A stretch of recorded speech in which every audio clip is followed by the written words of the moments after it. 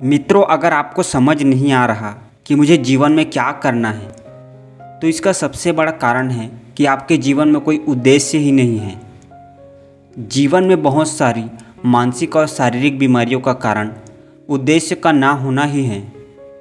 जब हम सुबह उठते हैं तब हमारे मन में सवाल उठता है कि कल मैंने क्या किया था, आज मैं क्या करूँगा और आने वाले कल में मैं क्या करने वाला हूँ।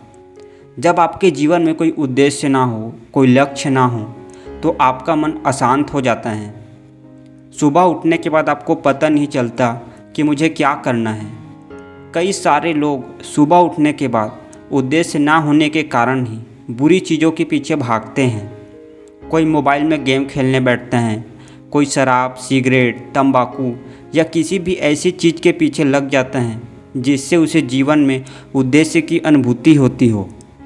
या फिर हम किसी मनोरंजन के साधन के पीछे लग जाते हैं जिससे कि हमें ऐसा लगे कि हम जीवन में कुछ ना कुछ कर रहे हैं, लेकिन हम जीवन में कुछ नहीं कर रहे होते हैं, केवल समय की बर्बादी और शरीर का नुकसान ही कर रहे होते हैं। जीवन में हमें अच्छा उद्देश्य रखना बहुत ही ज़रूरी होता है। उद्देश्य प्राप्त करने योग्य होना चाहिए, लेकिन कठिन भी होना चाहिए। जब हमारे जीवन में उद्देश्य हो तभी हम जीवन में कुछ कर सकते हैं। जीवन में उद्देश्य ही ना हो तो हम जीवन में क्या करें, यह बड़ा सवाल हमारे आगे खड़ा हो जाता है।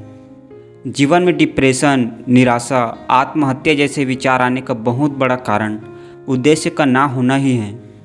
इसी कारण से लोग आत्महत्या कर लेते हैं। सुबह उठने के बाद यही तो सवाल हमारे मन में सबसे पहले आता है कि आज मुझे क्या करना है, क्या करना चाहिए, कल क्या किया था और आने वाले कल में मैं क्या करूँगा।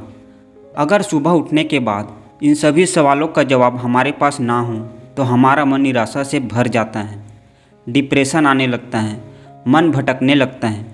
लेकिन ऐसा भी नहीं है कि किसी को अपना उद्देश्य तुरंत प्राप्त हो जाता है। उसके लिए बहुत दिन लगते हैं, बहुत साल लगते हैं।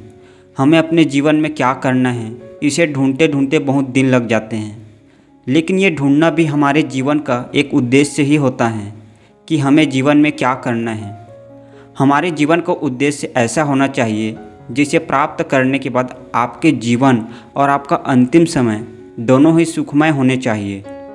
सुबह जल्दी उठ जाने पर अपने बिस्तर पर ही पड़े रहना, कुछ करने का मन ना होना, जीवन में चिंता, तनाव और निराशा आना, इन सभी का कारण उद्देश्य का ना होना ही है।